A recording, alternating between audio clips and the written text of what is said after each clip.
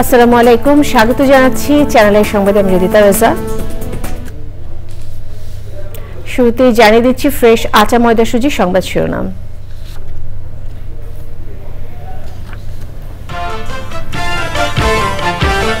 ভারত পাকিস্তান সীমান্তে আরো গোলাগুলি, পাকিস্তানের সামরিক কর্মকাণ্ড মোকাবেলায় প্রস্তুত বলছে ভারত ও হামলার বদলা নিতে পাকিস্তানের ঘোষণা।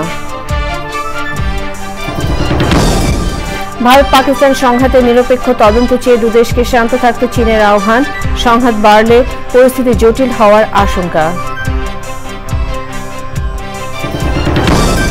সপ্তাহের শেষ দিন দেশের শেয়ার বাজারে সূচক ঊর্ধ্বগতি, কারসাজিকারীদের বিরুদ্ধে তদন্ত করে ব্যবস্থা নিতে বিনিয়োগকারীদের দাবি।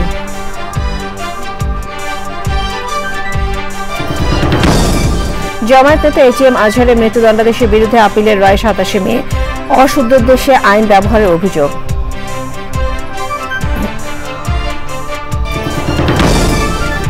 রমনা বটমূলে বর্ষবরণ অনুষ্ঠানে বোমা হামলা মামলায় হাইকোর্টের রায় ঘোষণা শুরু, মঙ্গলবার শেষ হওয়ার আশা।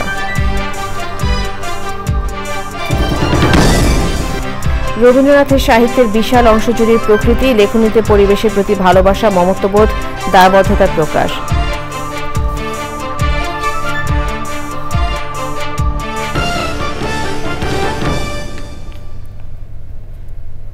সংবাদ শিরোনামগুলো জানাচ্ছিলাম। এখনকার এই সংবাদ আয়োজন একই সঙ্গে চ্যানেলের ইউটিউব চ্যানেল এবং চ্যানেলের ওটিটি প্ল্যাটফর্ম আইস্ক্রিনে লাইভ স্ট্রিম হচ্ছে। শুরুতে ভারত পাকিস্তান পরিস্থিতি।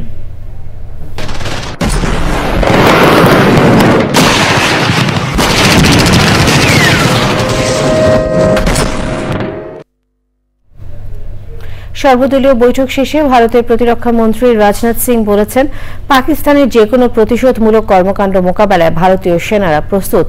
ভারতের ক্ষেপণাস্ত্র হামলায় নিহতের সংখ্যা বেড়ে 31 জনে দাঁড়িয়েছে। যাদের উদ্দেশ্যে দেওয়া ভাষণে প্রধানমন্ত্রী শাহবাজ শরীফ বলেছেন, ভারতের বিমান হামলায় নিহতদের প্রতি ফোঁটা রক্তের বদলা নেওয়া হবে। দিল্লি ও ইসলামাবাদকে সংযম প্রদর্শনের আহ্বান জানিয়েছেন বিশ্ব নেতারা। বিস্তারিত ডেস্ক রিপোর্টে। বিরোধপূর্ণ কাশ্মীর সীমান্তে ভারত ও পাকিস্তানের সৈন্যদের মধ্যে সারারাত ব্যাপক গুলি বিনিময়ের ঘটনা ঘটে। হালকা অস্ত্রের পাশাপাশি দুই দেশের সেনারা একে অন্যের অবস্থান লক্ষ্য করে কামানের গোলাও বর্ষণ করে। বৃহস্পতিবার সকালে লাহোরের ওয়ালটন বিমানবন্দর সংলগ্ন গোপালনগর ও নাসিরাবাদ এলাকায় পরপর বিস্ফোরণের শব্দে কেঁপে ওঠে। পাকিস্তানি সংবাদ মাধ্যম জিও নিউজ ও সংবাদ সংস্থা রয়টার্স বলছে, কি কারণে এই বিস্ফোরণ তা এখনই স্পষ্ট নয়। পাকিস্তানের সিন্ধু প্রদেশের খেঞ্জু এলাকায় ড্রোন বিধ্বস্ত হয়ে একজন আহত হয়েছে। রাজস্থান সীমান্ত বন্ধ করে উচ্চ সতর্কতায় রয়েছে পাঞ্জাব পুলিশ। প্রোপাগান্ডা ছড়ানোর অভিযোগে পাকিস্তানে ভারতের 16টি ইউটিউব চ্যানেল ও 32টি ওয়েবসাইট ব্লক করে এবং ভারত সরকারের অনুরোধে দেশটির ইনস্টাগ্রামে মুসলিম নিউজ পেজ ব্লক করে দিয়েছে মেটা। পাকিস্তানে ভারতের অপারেশন সিন্ধুর নিহতদের প্রত্যেক ফোঁটা রক্তের বদলা দেওয়ার ঘোষণা দিয়েছেন পাকিস্তানের প্রধানমন্ত্রী শাহবাজ শরীফ। পাকিস্তানের সাম্প্রতিক ক্ষেপণাস্ত্র হামলার বিষয়ে সব রাজনৈতিক দলকে অবহিত করতে রাজধানী দিল্লিতে সর্বদলীয় বৈঠক করেছে ভারতের কেন্দ্রীয় সরকার। প্রধানমন্ত্রী নরেন্দ্র মোদীর সভাপতিত্বে মন্ত্রিসভার সদস্যরা ছাড়াও কংগ্রেস সহ বিভিন্ন রাজনৈতিক দলের নেতারা অংশ নেন। আগামী দিনে পাকিস্তানে যে কোনো প্রতিশোধমূলক কর্মকাণ্ড মোকাবেলায় ভারতীয় সেনারা আরও তৎপর থাকার কথা জানানো হয়েছে। হামলার প্রেক্ষাপট এবং বর্তমান পরিস্থিতি নিয়েও আলোচনা হয়েছে। ভারত পাকিস্তান উত্তেজনায় আকাশপথে বিশৃঙ্খলায় ফ্লাইট বাতিল ও রুট পরিবর্তন করেছে বিশ্বের বিভিন্ন এয়ারলাইন্সগুলো। ভারত পাকিস্তান সীমান্ত কাশ্মীর ভ্রমণ না করতে নিজ দেশের নাগরিকদের নির্দেশ দিয়েছে কানাডা। সংঘাতের ঘটনায় গভীর উদ্বেগ প্রকাশ করেছেন জাতিসংঘের মহাসচিব অ্যান্টনিও গুতেরেস। যুক্তরাষ্ট্রের প্রেসিডেন্ট ডোনাল্ড ট্রাম্প শান্তিতে নোবেলজয়ী মালালা ইউসুফজাই। এছাড়া উভয় দেশকে সংযত থাকার আহ্বান জানিয়েছেন যুক্তরাজ্য, চীন, ইউরোপীয় ইউনিয়ন, জাপান, জার্মানি ও বাংলাদেশ সহ বিশ্বের অন্যান্য দেশ। Zakia Akter, Channel I. Share বাজারে যারা কারসাজি করে তাদের বিরুদ্ধে তদন্ত করে ব্যবস্থা নেওয়ার দাবি জানিয়েছেন বিনিয়োগকারীরা। মতিঝিলে ঢাকা স্টক এক্সচেঞ্জের পুরনো ভবনের সামনে পুঁজিবাজার বিনিয়োগকারী ঐক্য পরিষদের ব্যানারে মানববন্ধন থেকে ওই দাবি জানানো হয়। গতকাল ডিএসই এর প্রধান সূচক প্রায় 150 পয়েন্ট পড়ে গেলেও আজ সপ্তাহের শেষ দিনে সূচকের ঊর্ধ্বগতি দেখা যাচ্ছে। মতিঝিলে আছেন পরাগ আজিম, তার সাথে যোগাযোগ করছি। পরাগ, পরাগ, মানববন্ধন থেকে বিনিয়োগকারীরা কি বলছেন একটু জানাবেন। ধন্যবাদ রিজিতা। নির্বাচন বিনিয়োগকারী ঐক্য পরিষদের ব্যানারে দুপুর 12টা থেকে 1টা পর্যন্ত এই মানববন্ধন হয়েছে, যেখানে বিনিয়োগকারী প্রতিনিধিরা অংশ নিয়েছেন।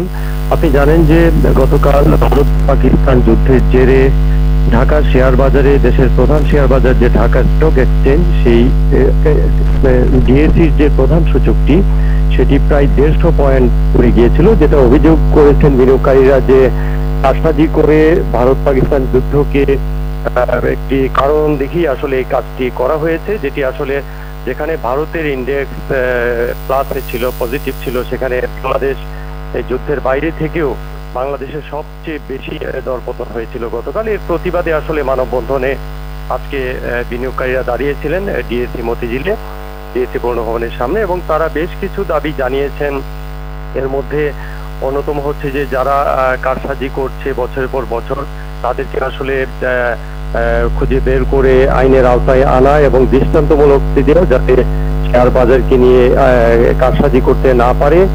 এবং আগামী 11 মে প্রধান উপদেষ্টা ডক্টর মোহাম্মদ ইউনূস শেয়ার বাজারের সংশ্লিষ্ট পক্ষদেরকে নিয়ে বসবেন এবং সেখানে যাতে বিনিয়োগকারী প্রতিনিধিদেরকে রাখা হয় সেটির জোর দাবি তারা জানিয়েছেন, যে বিনিয়োগকারী প্রতিনিধিরা ছাড়া আসলে শেয়ার বাজারের প্রকৃত অবস্থাটা বোঝা সম্ভব হবে না, সেই দাবি তারা করেছেন। পাশাপাশি নিয়ন্ত্রক সংস্থা সিকিউরিটিজ অ্যান্ড এক্সচেঞ্জ কমিশনের চেয়ারম্যান। পরাগ, ধন্যবাদ আপনাকে। ভারত পাকিস্তান সংঘাতে নিরপেক্ষ তদন্ত চেয়ে উভয় দেশকে শান্ত থাকার আহ্বান জানিয়েছে চীন। বাংলাদেশ চায়না সম্পর্কে 5 দশক নিয়ে আয়োজিত সেমিনারের প্রধান বক্তা ঢাকায় চীনের রাষ্ট্রদূত ইয়াও ওয়েন এ কথা জানান। সেখানে আছেন মাসুর শাকিল, সরাসরি তার সাথে যোগাযোগ করছি। শাকিল, প্রতিবেশী দুই দেশের সংঘাত নিয়ে চীনের রাষ্ট্রদূত আর কি বলছেন আমাদেরকে একটু জানাবেন।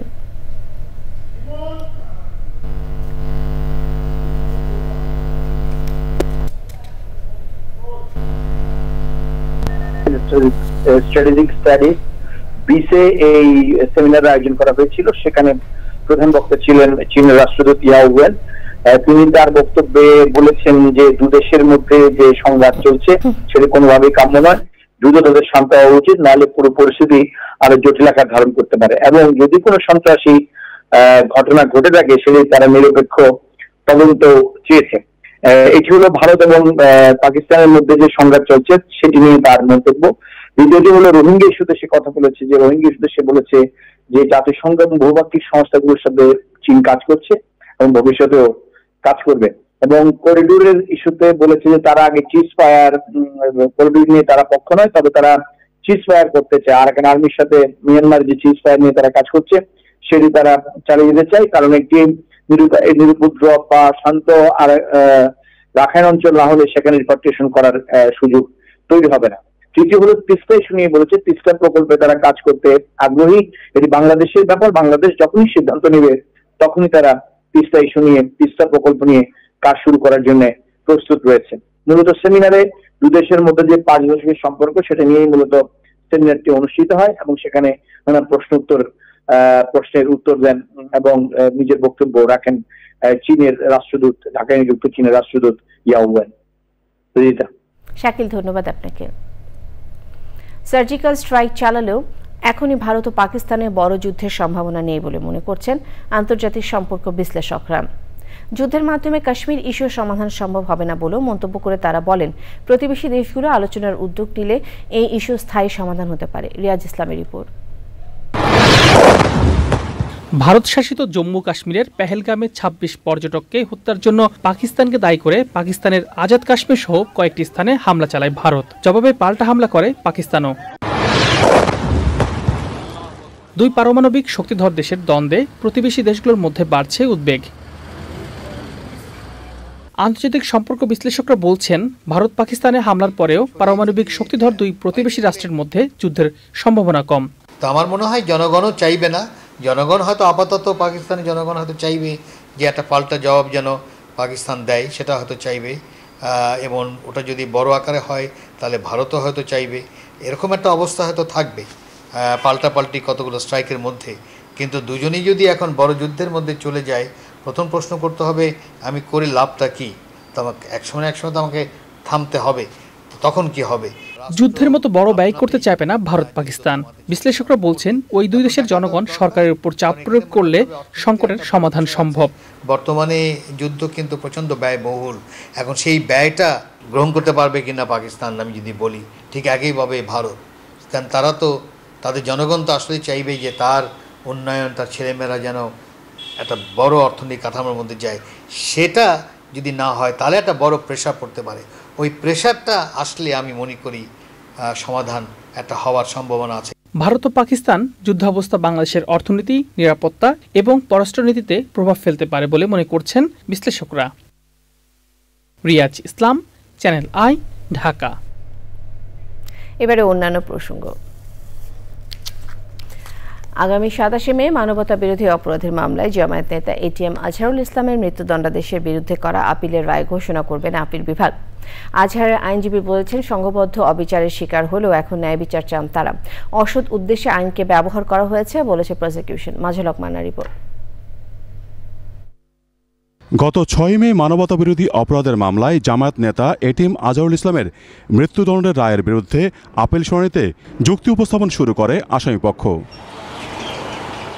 এতে তারা অযৌক্তিক সাক্ষ্য প্রমাণ, সাক্ষীর সাক্ষ্যতে গরমিল, আইন না মেনে বিচার করা এবং বিচার করতে গিয়ে যে ষড়যন্ত্র করা হয়েছিল, কারা এর সাথে জড়িত ছিল তা আদালতে তুলে ধরেন। এমনকি আসামিদের সন্তানদের গুম করার কথাও বলেন তারা। সাবমিশনে যেটা বলেছি যে জনাব এটিএম আজহারুল ইসলাম সহ মাওলানা মতিউর রহমান নিজামী, জনাব কামরুজ্জামান, জনাব আলী হাসান মোহাম্মদ মুজাহিদ, জনাব মীর কাশেম আলী, সালাউদ্দিন কাদের চৌধুরী এবং জনাব কাদের মোল্লা সহ সকলেই একটি সংঘবদ্ধ অন্যায় অবিচারের শিকার হয়েছেন। 4 গ্রাউন্ডে আসামিপক্ষের বক্তব্য সম্পর্কে নিজেদের যুক্তি তুলে ধরে প্রসিকিউশন। যে আর্গুমেন্ট এটিএম আজহার সাহেবের পক্ষের আইনজীবীরা করেছেন, আমরা সেক্ষেত্রে কোনো দ্বিমত পোষণ করিনি। তবে আমরা বলেছি যে প্রসিডিউর এবং এভিডেন্স, সেক্ষেত্রে আন্তর্জাতিক আইনের যে সকল রুলস আছে সেটা অ্যাপ্লিকেবল হবে না। আমাদের ট্রাইব্যুনালের যে অ্যাক্ট এবং রুলস আছে সেটি অ্যাপ্লিকেবল হবে। শুনানি শেষে প্রধান বিচারপতি সৈয়দ রেফাত আহমেদের নেতৃত্বে 7 বিচারপতির পূর্ণাঙ্গ আপিল বেঞ্চ তাদের সিদ্ধান্ত জানান। আজকে আদালতের সামনে আমরা আশা করি আগামী 27 তারিখ যে রায় হবে, বাংলাদেশের বিচার বিভাগের ইতিহাসে নতুন ইতিহাস রচিত হবে ইনশাআল্লাহ। আমরা এটাও আশা করি আগামী 27 তারিখে যা রায় হবে এর মধ্য দিয়ে বিচার বিভাগীয় কলঙ্ক কিছুটা হলেও দূর হবে। 2019 সালের 23 অক্টোবর মানবতাবিরোধী অপরাধের মামলায় জামায়াত নেতা এটিএম আজহারুল ইসলামের মৃত্যুদণ্ডাদেশের রায় বহাল রাখেন আপিল বিভাগ। পরে গত 26 ফেব্রুয়ারি ওই রায়ের বিরুদ্ধে পুনরায় আপিলের অনুমতি দেন সর্বোচ্চ আদালত। মাজহালক মান্না, চ্যানেল আই, ঢাকা। জামায়াতে ইসলামের আমির ডাক্তার শফিকুর রহমান বলেছেন, 24-এর অভ্যুত্থানের চেতনায় ন্যায় বিচার প্রতিষ্ঠিত হলে ভবিষ্যতে জালিম আর বারবার ফিরে আসবে না। আজিমপুরে দলের সাবেক সহকারী সেক্রেটারি জেনারেল ব্যারিস্টার আব্দুর রাজ্জাকের কবর জিয়ারত শেষে তিনি আশা প্রকাশ করে বলেন, দলের কেন্দ্রীয় নেতা এটিএম আজহার ন্যায় বিচার পাবেন এবং মুক্ত হয়ে দলের নেতৃত্ব দেবেন। তিনি বলেন, জামায়াতকে যেভাবে অত্যাচার করা হয়েছে তা অন্য কোনো দলের সাথে হয়নি। তিনি অভিযোগ করেন, জামায়াত নেতাদের ফাঁসি দিয়ে মারা হয়েছে, জেলে হত্যা করা হয়েছে। ফ্যাসিস্টের বিচার নিশ্চিত করতে আইনজীবীদের আব্দুর রাজ্জাকের আদর্শ ধারণ করার পরামর্শ দেন জামায়াতের আমির।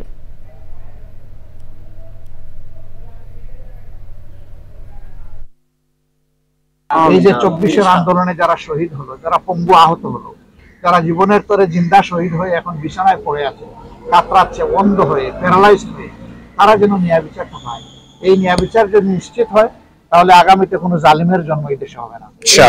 যদি ন্যায় বিচার নিশ্চিত না হয় তাহলে দফায় দফায় জালিম আরো ভয়ঙ্কর রূপ ধারণ করে জাতির সামনে আসবে।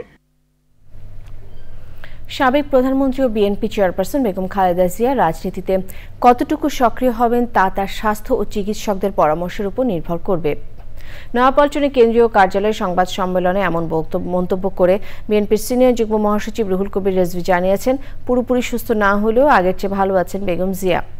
বিএনপির সদস্য নবায়ন ও প্রাথমিক সদস্য সংগ্রহ কার্যক্রম 15 মে থেকে 15 জুলাই এই 2 মাস চলবে বলে জানিয়েছেন রিজভী। তিনি আরও বলেন, সৎ ও যোগ্যদের অগ্রাধিকার দেওয়া হবে। যারা আওয়ামী লীগের অপকর্ম দুঃশাসন পছন্দ করেন তারা বিএনপির সদস্য হতে পারবেন। দীর্ঘদিন রাজনীতি করেননি অথবা আওয়ামী লীগের আমলেও যারা হয়তো একসময় আওয়ামী লীগ করতেন কিন্তু আওয়ামী লীগের এই দুঃশাসন, আওয়ামী লীগের বর্বরোচিত কর্মকাণ্ড, লুটপাট, টাকা পাচার এটাকে পছন্দ করেনি, নিজেরও করেনি, মানে যারা করেনি এই ধরনের মানুষ তারা আগেই আওয়ামী লীগ থেকে সরে গেছেন, তারা আসতে পারবে না। কেন আমরা আগের চেয়ে, আমরা যতটুকু জেনেছি ওনাদের চিকিৎসকের কাছে, আগের চেয়ে অনেকটা ভালো আছেন এইটুকু বলা যেতে পারে। কিন্তু একবারে তিনি আগে যেমন সম্পূর্ণ যে সুস্থ সেটা না, কিন্তু আমরা উনি যাওয়ার সময় যে অসুস্থতা দেখেছি সেখানে হয়তো কিছুটা উনি আরোগ্য লাভ করেছেন বলে। জাতীয় ঐক্যমত্য কমিশনের বৈঠকে শেরেবাংলা একে ফজলুল হক, মজলুম জননেতা মাওলানা আব্দুল হামিদ খান ভাসানী, জাতির পিতা বঙ্গবন্ধু শেখ মুজিবুর রহমান এবং বীর মুক্তিযোদ্ধা ও শহীদ রাষ্ট্রপতি জিয়াউর রহমানকে 4 founding father's of the nation হিসেবে সাংবিধানিকভাবে স্বীকৃতির সুপারিশ করেছে ভাসানী জনশক্তি পার্টি। এছাড়া 1971-এর 26 মার্চ থেকে 16 ডিসেম্বর পর্যন্ত মুক্তিযুদ্ধে শহীদ এবং 2024 সালের গণ অভ্যুত্থানে নিহতদেরও সাংবিধানিক স্বীকৃতি দিতে সুপারিশ করেছে দলটি। সকালে জাতীয় সংসদ ভবনে এলইডি হলে জাতীয় ঐক্যমত্য কমিশনের সাথে বৈঠকে দলটির পক্ষে এসব সুপারিশ তুলে ধরা হয়। ভাসানী জনশক্তি পার্টির চেয়ারম্যান শেখ রফিকুল ইসলাম বাবলুর নেতৃত্বে 15 সদস্যের প্রতিনিধি দল আলোচনায় অংশ নেন। জাতীয় ঐক্যমত্য কমিশনের সহসভাপতি ডক্টর আলী রিয়াজ বলেছেন, রাজনৈতিক দলগুলোর মধ্যে ঐক্যমত প্রতিষ্ঠার ক্ষেত্রে কমিশন অনুঘটকের ভূমিকা পালন করছে। রমনা বটমূলে ছায়ানটের বর্ষবরণ অনুষ্ঠানে বোমা হামলা মামলার রায় ঘোষণা শুরু করেছেন হাইকোর্ট। রায় ঘোষণা আগামী মঙ্গলবার শেষ হবে বলে জানিয়েছেন বিচারপতি মোস্তফা জামান ইসলাম এবং বিচারপতি নাসরিন আক্তারের বেঞ্চ। আইনজীবীরা জানিয়েছেন, দুজন আসামির মৃত্যুর বিষয়ে নিশ্চিত হতে চেয়েছেন আদালত। এর আগে 2014-এর 23 জুন বহুল আলোচিত এই মামলায় হরকাতুল জিহাদের শীর্ষ নেতা মুফতি আব্দুল হান্নান ও মাওলানা তাজউদ্দিন সহ 8 জনের ফাঁসি ও 6 জনকে যাবজ্জীবন কারাদণ্ডাদেশ দেন বিচারিক আদালত। রায়ের বিরুদ্ধে হাইকোর্টে আপিল করে আসামি পক্ষ। 2001 সালে 14 এপ্রিল পহেলা বৈশাখে ছায়ানটের বর্ষবরণ অনুষ্ঠানে বোমা হামলায় 10 জন নিহত হন, আহত হন অনেকে। রায় পড়া শুরুর আগে মাননীয় জ্যেষ্ঠ বিচারপতি এই বেঞ্চের উনি বললেন যে আমরা এভিডেন্সগুলো আজকে পড়ে শেষ করব, আর অর্ডার পোর্শনটা আজকে হচ্ছে না বিকজ এর মধ্যে দুজন হাফেজ মাওলানা ইয়াহিয়া আর মাওলানা আব্দুর রৌফ, এই দুজন মারা গেছেন জেলখানায় পুরো, যেটা আমরা সংবাদ পেয়েছি। কাজেই এটা আমরা একটু অথেন্টিকেট সংবাদ নিতে চাই, খবর নিতে চাই, তারপরে আমরা পূর্ণাঙ্গ রায় বা ডেলিভারি এবং এটা অর্ডার পোর্শন যেটা এটা নেক্সট ওপেনিং ডে যেদিন সেদিন মঙ্গলবারে। বিশ্বকবি রবীন্দ্রনাথ ঠাকুরের 164তম জন্মজয়ন্তী আজ। বাঙালির হৃদয়ে চিরজাগ্রত কবিকে নানান আয়োজনে স্মরণ করছে এদেশের মানুষ। চ্যানেল আর পর্দাও কবিগুরুকে স্মরণ করা হচ্ছে বিশেষ আয়োজনে। মিথিলা রাজনের রিপোর্ট। গান, নাটক, দর্শন ও চিত্রকলা সবকিছু মিলিয়ে বাঙালির প্রতিদিনের সংস্কৃতি চর্চার সাথে কোনো না কোনোভাবে জড়িয়ে আছে যার নাম তিনি রবীন্দ্রনাথ ঠাকুর।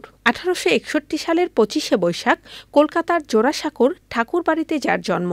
ছোটবেলা থেকেই অসাধারণ প্রতিভার অধিকারী রবীন্দ্রনাথ ঠাকুর বাংলা সাহিত্যে সর্বত্রই তার ব্যাপ্তি রেখেছেন। কবিতা, উপন্যাস, ছোট গল্প, নাটক সহ সাহিত্যের প্রতিটি ক্ষেত্রে নিজের অবস্থান জানান দিয়েছেন তিনি।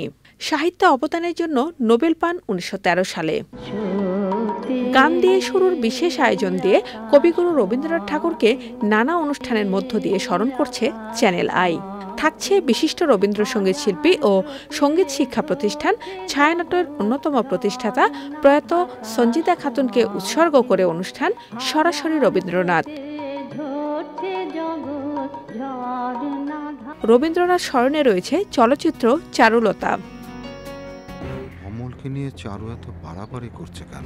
এছাড়া মুকিত মজুমদার বাবুর পরিকল্পনা, পরিচালনা ও উপস্থাপনায় রাত 10টা 15 বিশেষ অনুষ্ঠান প্রকৃতিতে কবি তুমি রবে নীরবে।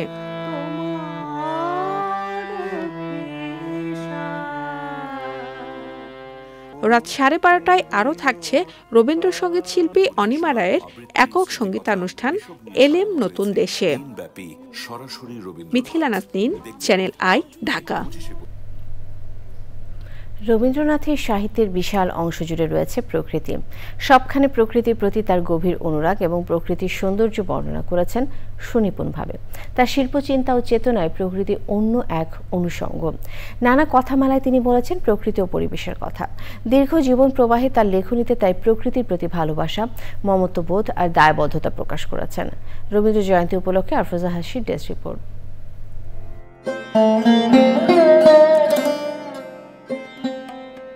আদিকাল থেকেই প্রকৃতি কখনো মাতৃরূপে মানুষকে আগলে রেখেছে, আবার কখনো মানব মনকে উদ্বেলিত করেছে তার রূপ আর মোহনীয় সৌন্দর্যে। রবীন্দ্রনাথ ঠাকুরও আকুণ্ঠ চিত্তে প্রকৃতির প্রেমে পড়েছিলেন। নানা দূষণ শোষণ করে বাঁচার রসদ যোগায় বৃক্ষ, তাই তো বৃক্ষের প্রতি বৃক্ষপ্রেমীদের আকুণ্ঠ কৃতজ্ঞতা। বৃক্ষের সুশীতল ছায়া শরীরে মেখে বৃক্ষপ্রেমী রবীন্দ্রনাথও অর্ঘ্য অর্পণ করেছেন পূজারী হয়ে। সহনশীলতা, বিনয়ী, ত্যাগ, পরোপকারী বৃক্ষের বন্দনায় তিনি ছিলেন পঞ্চমুখ। প্রকৃতি থেকেই পেয়েছেন কবিতা, গল্প, উপন্যাস, প্রবন্ধের রসদ। তার রচিত বনবাণী, ছিন্নপত্র, ছোট গল্প, বলাইসহ বিভিন্ন সাহিত্যকর্মে ফুটে উঠেছে প্রকৃতির প্রতি পরম মমতার চিত্র। বৃক্ষের মতো বহতা নদীর সঙ্গেও ছিল তার প্রাণের টান, গভীর বন্ধন। নদীর স্রোতের সঙ্গে একাত্ম হয়েছিল রবীন্দ্রনাথ ঠাকুরের সাহিত্যের স্রোত। পদ্মায় বজরা ভাসিয়ে কুষ্টিয়ার শিলাইদহ, পতিসর, শাহজাদপুরে সাহিত্য রচনায় কেটেছে তার বিনিদ্র দিনরাত্রি। প্রকৃতির কাছাকাছি থাকতে ভালোবাসতেন বলেই তিনি শান্তিনিকেতনে গড়ে তুলেছিলেন বিশ্বভারতী বিশ্ববিদ্যালয়। তার জীবনের দ্বিতীয়ার্ধের অধিকাংশ সময় কাটিয়েছেন শান্তিনিকেতনে প্রকৃতির সান্নিধ্যে। রবি ঠাকুর প্রকৃতিকে করেছিলেন আপনজন, বন্ধু এবং আত্মার আত্মীয়। আফরোজা হাসি, প্রকৃতি ও জীবন desk, channel I. Rabindra Jayanti উপলক্ষে বিশেষ আয়োজন প্রকৃতিতে কবিগুরু তুমি রবে নীরবে। দেখবেন প্রকৃতি ও জীবন অনুষ্ঠানে আজ রাত 10:15 ছাদ কৃষি এখন নগর জীবনে টেকসই কৃষির নতুন এক সম্ভাবনা, যা আরও কার্যকর এবং লাভজনক করতে প্রয়োজন ছাদ কৃষি অনুকূল ফসল উৎপাদনের সঠিক তথ্য ও আধুনিক প্রযুক্তির ব্যবহার। এমনি এক সম্ভাবনা জাগাতে গত 3 বছর ধরে শেকড় প্রযুক্তির অনুশীলন করছেন যশোরের এক উদ্যোক্তা। বিস্তারিত জানাচ্ছেন শাইখ সিরাজ। যশোর শহরের উপকণ্ঠে হামিদপুর। এখানে মাত্র 1200 বর্গফুট ছাদে প্রযুক্তির ছোঁয়ায় গড়ে উঠেছে এক অনন্য সবজি ক্ষেত। বিচিত্র এই ফসলি ছাদ কৃষির উদ্যোক্তা কৃষিবিদ ইবাদ আলী এক্ষেত্রে অনুসরণ করছেন নিজের উদ্ভাবিত শেকড় প্রযুক্তি।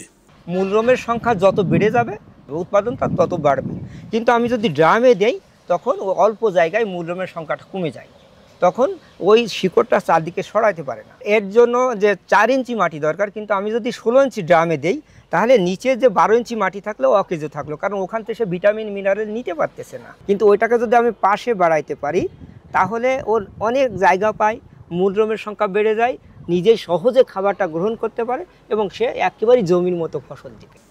এই প্রযুক্তির কল্যাণে শুধু রকমারি সবজি উৎপাদন নিশ্চিত হচ্ছে না, ছাদের উপর অতিরিক্ত ওজন না বাড়িয়েও মাটি ব্যবহারে রাখা হচ্ছে ভারসাম্য। এটা কাঠের একটা ফ্রেম করেছি, করার পরে এই কাঠের তক্তা দিয়ে এর পলিথিন আবার ছিদ্র করে দিয়েছি। তাহলে আমার এসে 318 স্কোয়ার ফিট জায়গায় 154 কেজি মাটি লাগছে, যা বড় একটা ড্রামের সমান।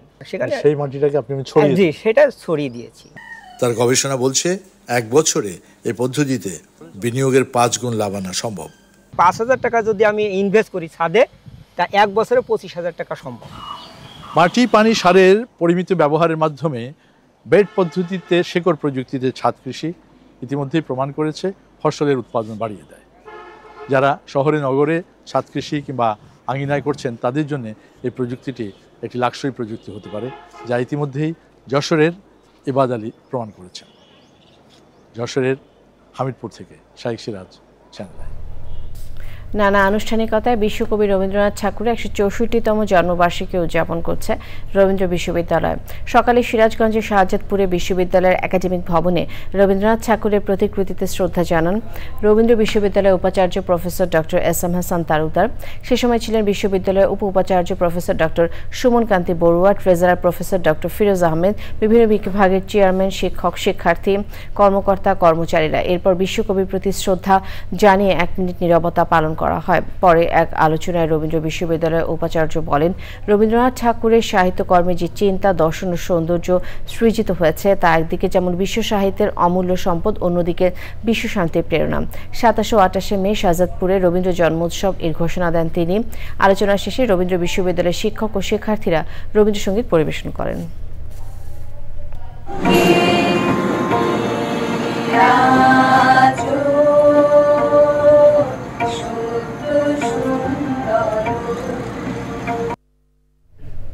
নিটল টাটা কৃষি সংবাদ।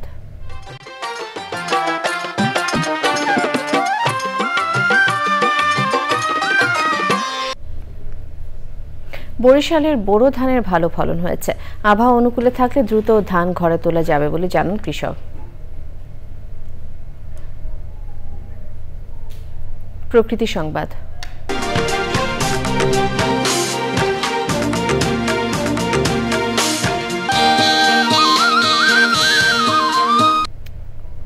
খননের অভাবে মৃতপ্রায় মেহেরপুরের কাজলা নদী।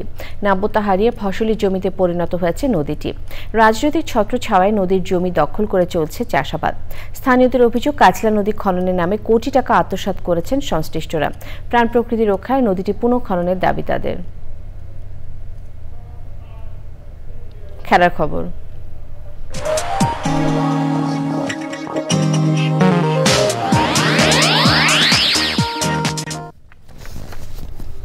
ইউএফএ চ্যাম্পিয়ন্স লিগের ফাইনালে উঠেছে ফরাসি চ্যাম্পিয়ন পিএসজি। সেমিফাইনালে ফিরতি লেগে আর্সেনালকে 2-1 গোলে হারিয়েছে ফরাসি চ্যাম্পিয়নরা। 2 লেগ মিলিয়ে 3-1 ব্যবধানে জয় পেল পিএসজি। 2020 সালে বায়ার্ন মিউনিখের কাছে হেরে যাওয়া দলটি এবার মিউনিখের মাঠে 31 মে খেলবে ইটালিয়ান ক্লাব ইন্টার মিলানের বিপক্ষে।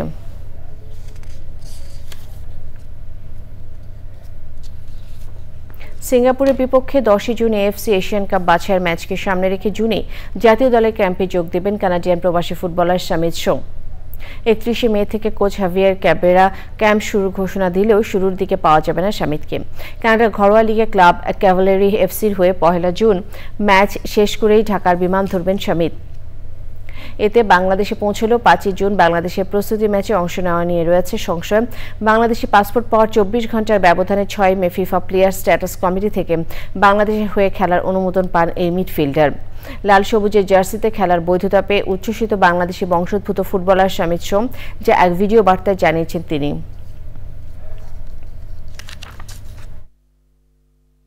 Hi everybody, this is Shomit Shom. Very excited to represent Bangladesh at the international level in football. A huge thanks to everybody for your support, and a huge thanks to everybody who helped speed up the process and make this possible. Thanks. সবশেষে fresh আটা ময়দা সুজি সংবাদ শিরোনামগুলো জানিয়ে দিচ্ছি আরো একবার।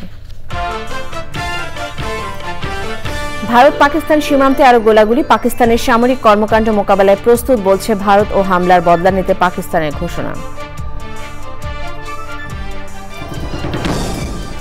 ভারত পাকিস্তান সংঘাতে নিরপেক্ষ তদন্ত চেয়ে দুদেশকে শান্ত থাকতে চীনের আহ্বান, সংঘাত বাড়লে পরিস্থিতি জটিল হওয়ার আশঙ্কা।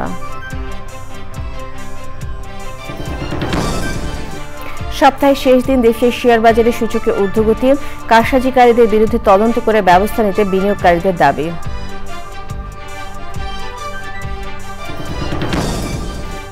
জামায়াত নেতা এটিএম আজহারের মৃত্যুদণ্ডাদেশের বিরুদ্ধে আপিলের রায় 27 মে, অসৎ উদ্দেশ্যে আইন ব্যবহারের অভিযোগ।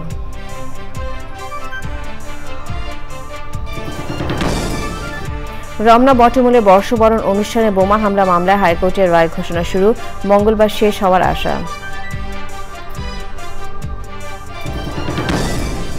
এবং রবীন্দ্রনাথের সাহিত্যের বিশাল অংশ জুড়েই প্রকৃতি, লেখনীতে পরিবেশের প্রতি ভালোবাসা, মমত্ববোধ, দায়বদ্ধতার প্রকাশ।